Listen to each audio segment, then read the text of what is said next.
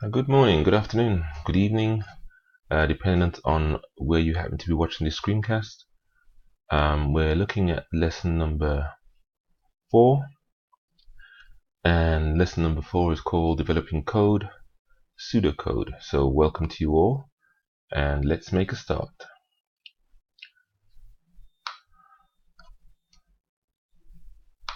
And the first thing we're going to do is review the answers to the quiz that I set at the end of lesson 3. So let's have a look at that.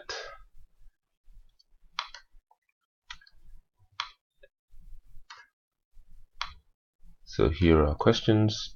The first question is it faster to process real numbers or integer numbers? The answer is integer, because they are smaller than real numbers. Is the letter A a numeric data type? It's enclosed in quotation marks, so the answer is no. Is 22/7 a float? The answer is yes. What data type requires the most storage, real or integer? The answer is real, because real numbers are bigger than integer numbers. Is a mouse an output device? The answer is no, it is an input device. Is the number 3 a numeric data type? Yes, it is. Is -3 an integer? Yes. Is a USB drive an input device? Yes. Is 3.14 an integer data type? No, it's a float because it has a decimal point. Is breaking the problem down decomposition or abstraction? It is decomposition. Okay, yep, decomposition. Is identifying specific differences, decomposition or abstraction? The answer is abstraction. And if you remember lesson 1, we spoke in detail about decomposition and abstraction. So hopefully you would have watched that screencast, so you'd be very familiar with those two answers. Does data have meaning? No. Is 102.5 a real data type? Yes. Is a printer an output device? Yes. Does information have meaning? Yes.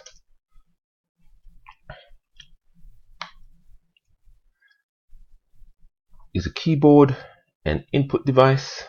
Yes. What data type would be used to store the area of a circle? That would be a float, because it's more than likely it will have a decimal point. What data type would be used to store the number of students in a class? Integer, because that will be a whole number. Is A before B? That's probably a dummy question. Okay, so there we go. So those are the answers to the quiz that I set you in the last lesson. So hopefully you would have had a go at that in your own time. Just compare your answers with what I have there, and if you see any errors that you've made, be sure to correct them. Okay, so moving back to the current screencast. So we reviewed the answer to the quiz from the last lesson, and now we're going to have a look at what we're doing in this screencast. So we're looking at pseudocode, and the question is, can you write pseudocode for your journey to school or work? Just have a think about that one. Let's move on. Okay, so we're talking about writing pseudocode. So what I'm going to do is go through writing pseudocode for finding the area of a number of simple shapes. So we're starting with a triangle. So it says create pseudocode, asking the user to enter dimensions for a triangle and then print its area.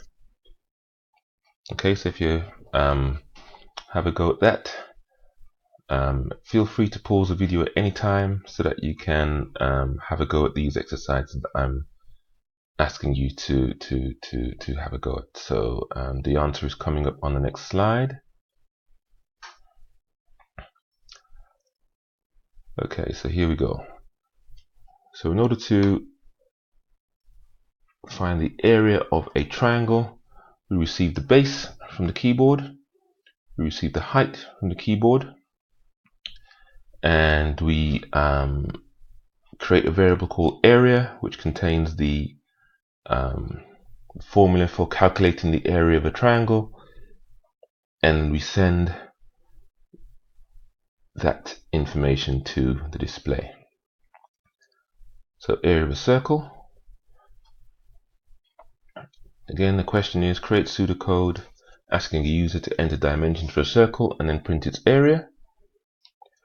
So have a go at that, and the answer is coming up shortly.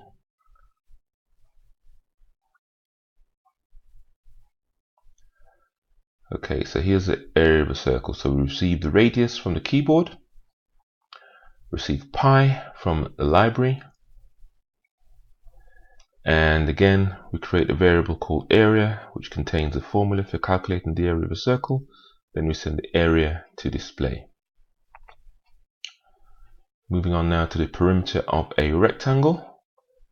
So it's the same process. So we want to be creating pseudocode to calculate the area, the perimeter rather, of a rectangle. So yet again, have a go at that, and the answer is coming up on the next slide.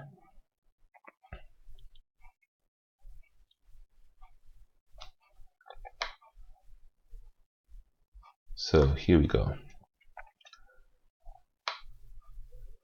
We see the length from the keyboard, receive the height from the keyboard, and we create a variable called perimeter containing the formula for calculating the perimeter, and we send that result to the display. The next exercise is finding out the area of a square with an error message. So we're looking at creating pseudocode for the dimensions of a square, and then we're printing an error message if the dimensions are invalid. So yet again, have a go at that. So an obvious incorrect dimension would be if we had a length of -3.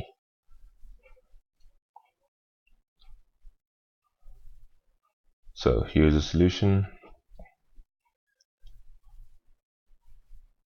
Receive side from keyboard. If side is negative, send error to display, else send side by side to display. Then we end the if statement. Okay, so the next thing you need to do is install a valid copy of Python. So if you go to www.python.org and install the latest version of Python, and then you will have another exercise called Introduction to Python. And if I bring up the Introduction to Python, actually I'll probably commence that in the next screencast. So I'll just leave this here. So the most important thing is that you make sure that you've got a valid copy of Python installed on your PC. Right, so once you've completed the introduction to Python, which, as I said, I'll run through with you in the next screencast, you can write Python programs for the pseudocode from this presentation. So the area of the triangle, the perimeter of the square, etc. If you just have a go at creating Python programs, and that should enable you to gain a reasonable understanding of the fundamentals of Python. Okay, so that's the end of this screencast. So in this screencast we looked at creating pseudocode for various shapes, and I also asked you to install a copy of the latest version of Python and have a go at creating Python programs for the pseudocode. So thanks again for listening, and I'll see you again in the next screencast.